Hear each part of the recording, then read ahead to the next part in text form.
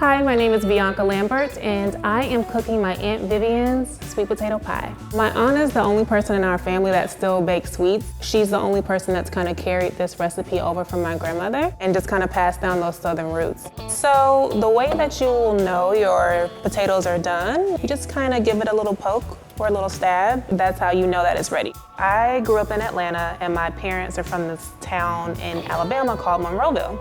So Thanksgiving, Christmas, like whatever holiday you can think of, we would drive down. Or my grandma, I remember she would just always have all this food, and she didn't have a lot of money and all that, but you could guarantee that there was going to be a spread. Everything that you ever wanted, she knew all your favorites, and that was her way of showing love.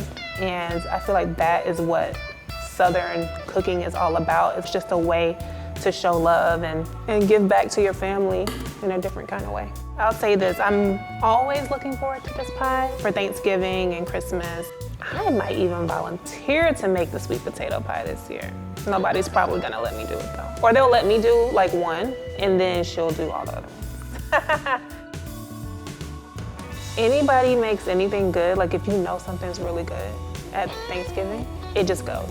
So if you don't get to that pie before it's gone, forget about it. Yeah, you better get it when you can. And people, we do share, it's very much about community, but people like what they like. We all know each other's favorites, so yeah, once it's gone, that's it. This is just one of my all-time favorites. It's the thing I can eat. I can eat a whole pie by myself. So my aunt surprised me by letting me know that she uses lemon extract in the sweet potato pie. When she said it, I was like, is she making a mistake? But it's been perfect for years, so I'm sure she knows what she's talking about.